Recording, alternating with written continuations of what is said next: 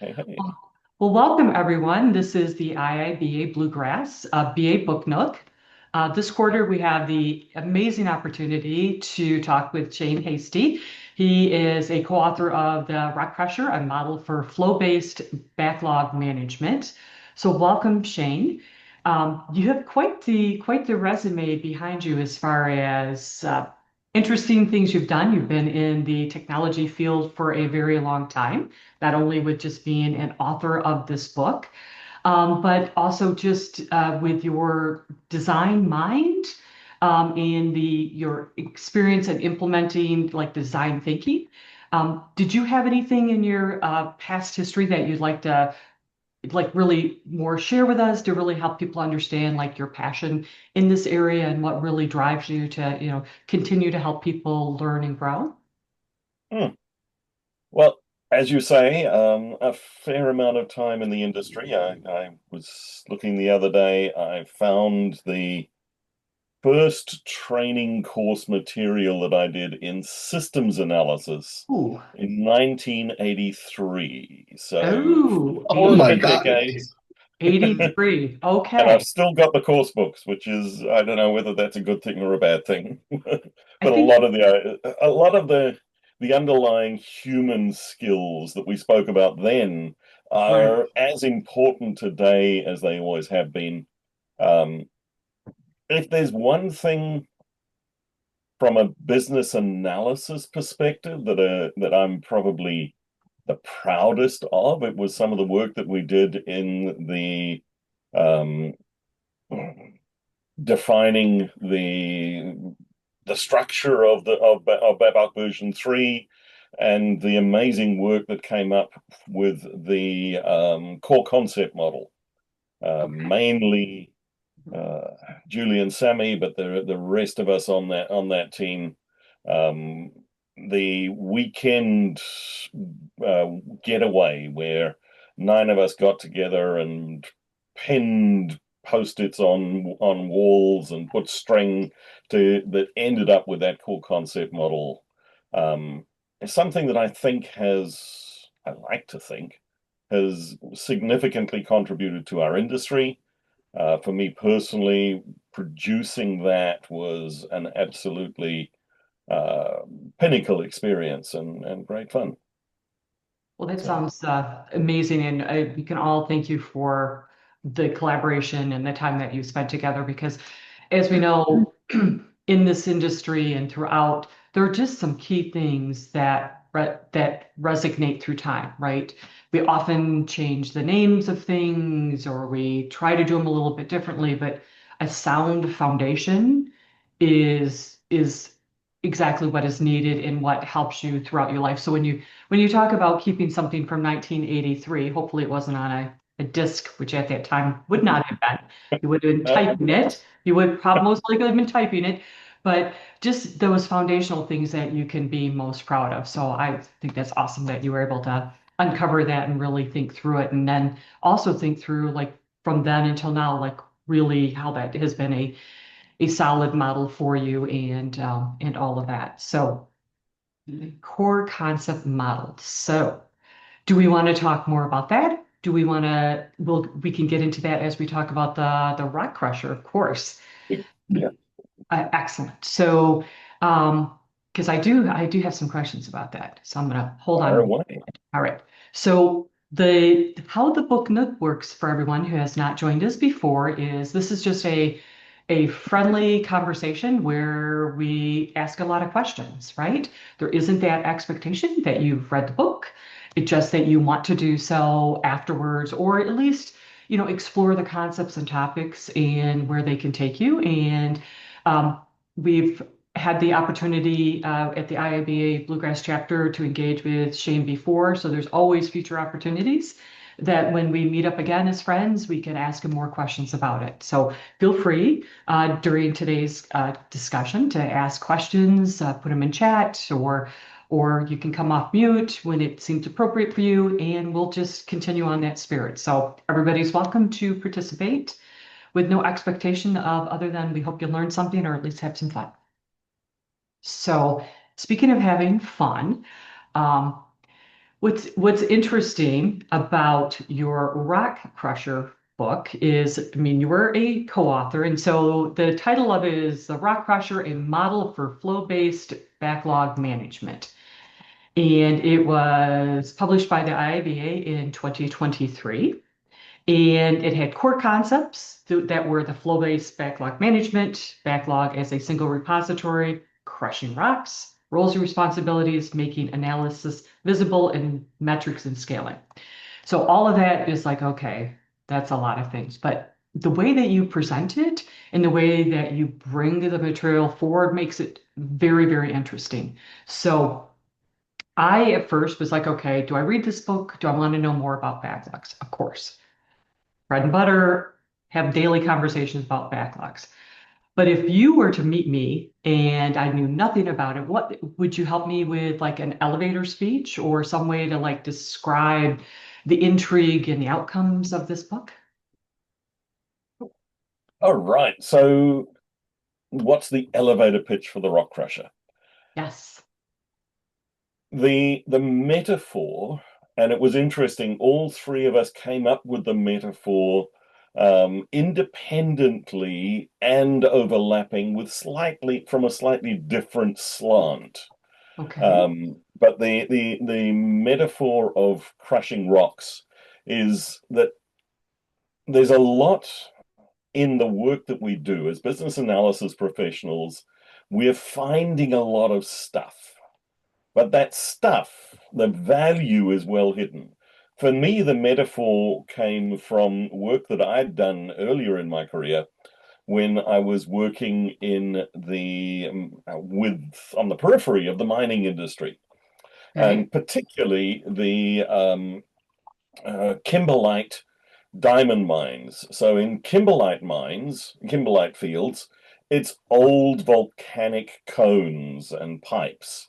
And what they do to find the diamonds is they literally blast out these big rocks, couple of tons, and then they crush them. They break them apart, and they're looking for the pieces that have a higher specific gravity that fall down, Okay. and we have the overburden that gets discarded. Okay. And in any 2-ton piece of rock, there might be 5 grams, 10 grams of diamond. Okay. That's the same in our requirements. Mm-hmm. True. Very true. So much of what we're learning and discovering in our elicitation, in our analysis work, is we're finding the overburden. We're finding the stuff that we need that we need to get past to dig out those small gems of value. And one of Okay. if there's a single concept, I suppose that um, the three of us, Steve Ryland and myself, have brought with this book, it's the wastegate, the ability to discard most of what is in your perceived backlog. Oh, okay. So with like we all have backlogs at work and in combing through it, in trying to prioritize it, in trying to say, I find a lot of times that it's the same thing. People just use different words or don't remember or whatever as you're trying to like even at this highest level, like you have all this information, you've got to distill it and just try to move forward. So in a case like that, where you're talking about like trying to shake out the gems, right? Like crush the gems, how would I start? Like say I have for example, I have a leader who sends me an Excel spreadsheet and it has 60 items on there and they say, I want you to get this work done. And it has some requirements, it has some words, it has people complaining. It's a document. So Mhm.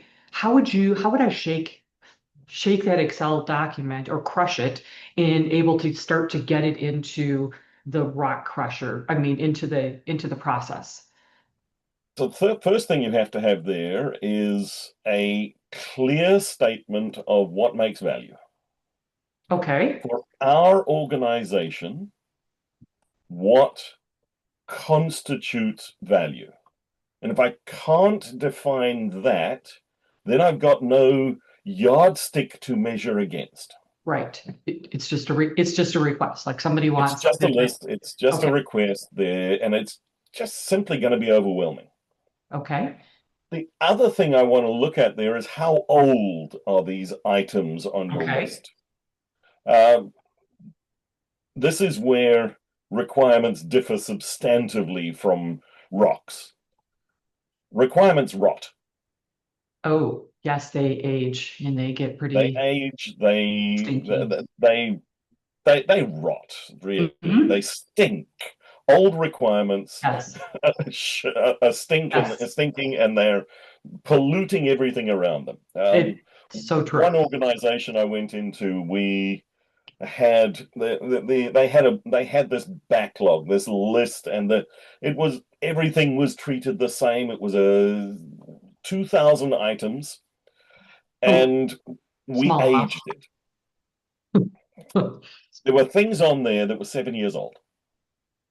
Okay. Are the people even still working there?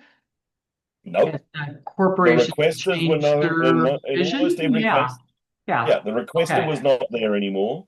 The um, business need had completely Hmm. shifted, Right. but nobody had the authority to say discard those items. Now, Okay. I will assert that in most organizations, and in fact, every organization I've come across, anything that is older than 6 months is never going Okay. to get built. No, that is probably true.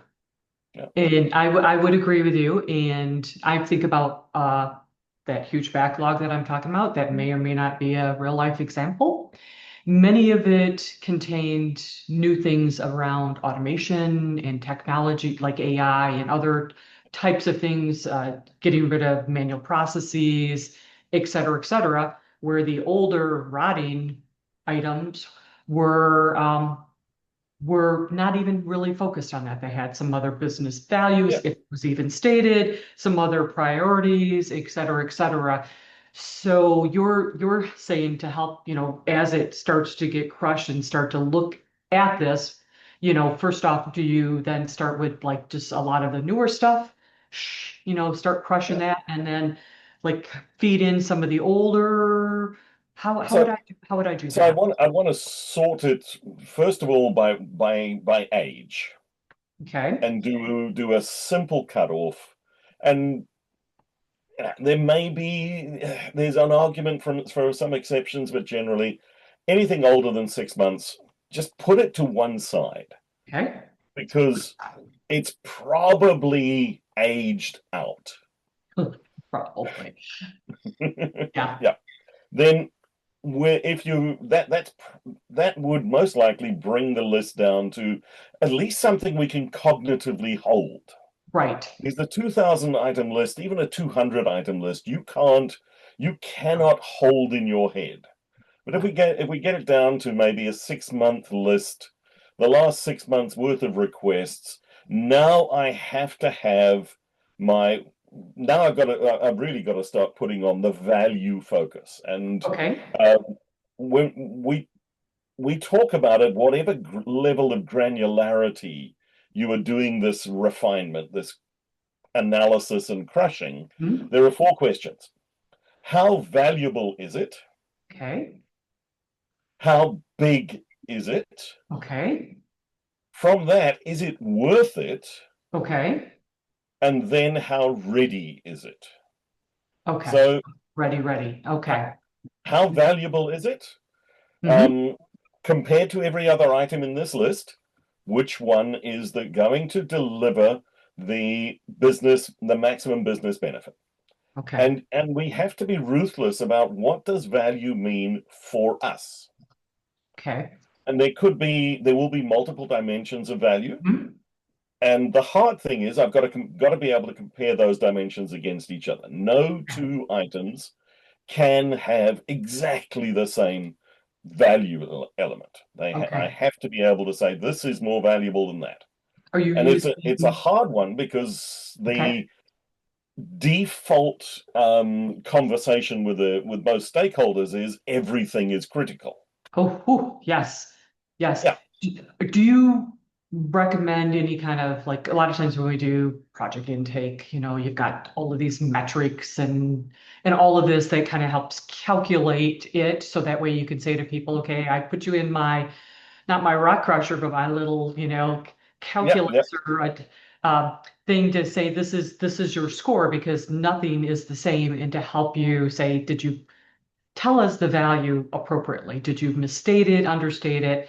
And and because many times, it's not one stakeholder, right? There's multiple stakeholders vying for the Multiple same stakeholders, resources, competing perspective. everything. Yeah, So they have to agree at some point, this is the priority and be able to state that value. And also commit to your number four, your ready, meaning yeah. you may have things, but have you thought through it? Are you ready to jump to the table? Like if next week we said we had people available, are you ready? Are you committed Yeah. not just to tell us what you want, but to participate actively in the process, right? Because they don't just get to submit something and then walk away and say, oh, get delivered at president, right? That's not ideally how that That's works. no longer the case and should never have been the case.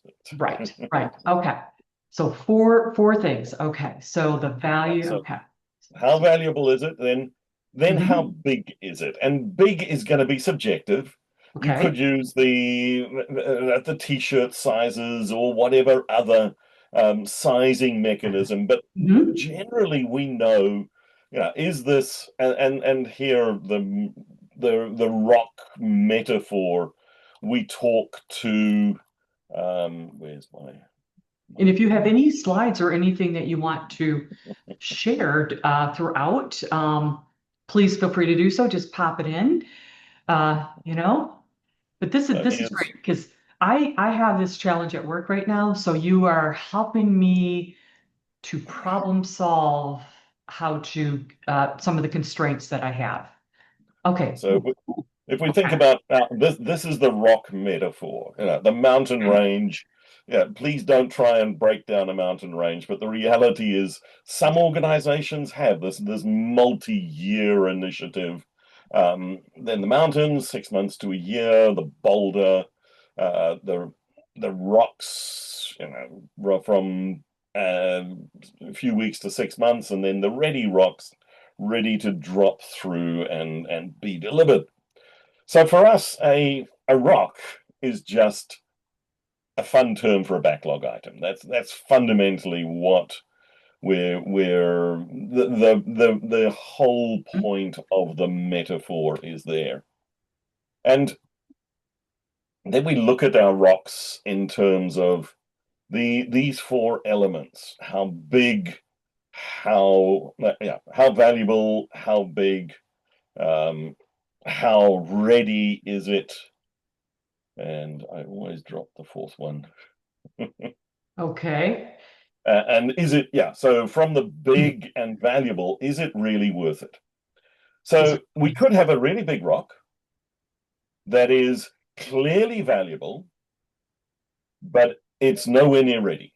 We Right. have to go away and do a whole lot of crushing, which Mm-hmm. is breaking it apart, identifying the smaller pieces, turning that wishful thinking big idea into a number of smaller pieces and discarding the ones on the side as we go. Um, and as we do that, we need to think about how we make sure that our rocks are in a good state. So we have Okay. a concept of a well-formed rock. A rock has an intent. Now, at whatever level of granularity we're talking about, the intent is there. Okay.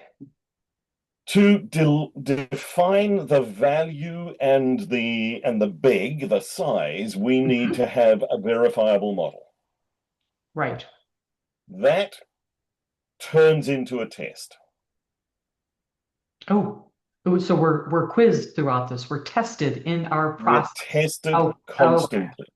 All So right. if I'm up at the maybe my speculative level, I've Okay. broken something down. Yes, this looks like it is worth doing, Mm-hmm. and but we still don't really know what it is.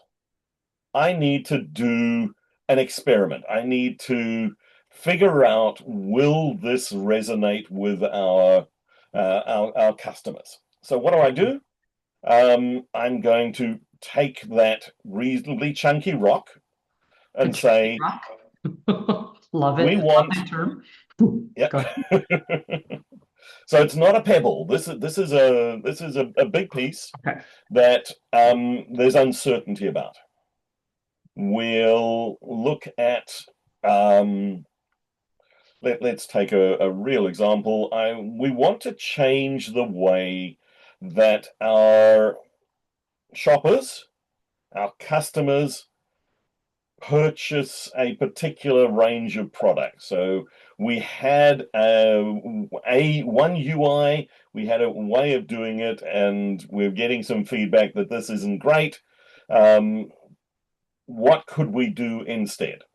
So Okay. now my verifiable model is we're going to do four AI generated prototypes, or we're going to do four different paper prototypes. Okay. I used to be up until months ago, my default was we'll always do paper prototyping. I Right. have, with the generative AI tools, I've shifted that. Right. Yeah. I will generate the prototype because the tools are that quick and that good. But now I can go to the tool and say, give me four different variations on this. Okay. That becomes my verifiable model. I've now got the four variations, and Okay. my test is I will show these four variations to a representative sample of 20 different existing shoppers. Okay. The one that gets more than 15 votes is Mm-hmm. the one we will continue with. If anything gets less than 15 votes, it is out. And Okay. if none of them get less than 15 votes, the whole thing is out. The whole thing is out. Done. Not even to be considered. Okay. Yeah. And that's my test. Okay. I And the love that. test I then Okay. have to run, Mm-hmm. and I take the answers from the test. So if I get 14 positive votes, it's dead. Because it didn't hit the 15. It didn't hit Yeah. the 15. Okay. So I love that because you're doing that sampling to see what's out there. You're narrowing the scope for your models. So if you weren't able to get 15, let's say for instance, the population was a little bit different Yep, and it was not with shoppers, but it was internal, meaning yep, say there are a bunch of accountants or something yep, like that where they need a problem solved. yep. Um, I could still test them with some Mhm. different potential ways of doing that. Have you Yep, found so this type of testing and verifying with the proofs of concept still works, even if it's not shoppers or whether it's internal folks yep, that need some. yep, yeah. Okay, And with every rock, you've got to think about what is the verifiable model and what will the test be.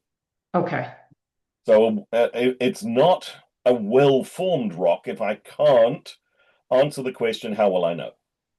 okay. That's fair. Yeah, That is fair. So you're offering them up solutions because honestly, they don't know what they want. I shouldn't yeah, say that. Many times they don't know what they want. They don't come to the table with a list of, give me 15 things and this is exactly how I want it and here's all my requirements. You've got to spend some time now. Okay. yeah. All right. This is excellent. It's like so before we move on, Mhm. does anybody have any questions about our well-formed rocks, the testing, establishing that verifiable model? Um, did the stakeholders, is it fairly easy to get the stakeholders to work this way, or do you kind of have to push them around a little bit? Of course, this is the business analysis answer. It depends. And Okay. one of the things that actually can contribute a test is, do people care enough? Mm-hmm. Good Okay. point. Do Yeah. do you show them, like you have some great slides here, right? Like this Yep. is pretty clear, very, like helping to guide the users through this process,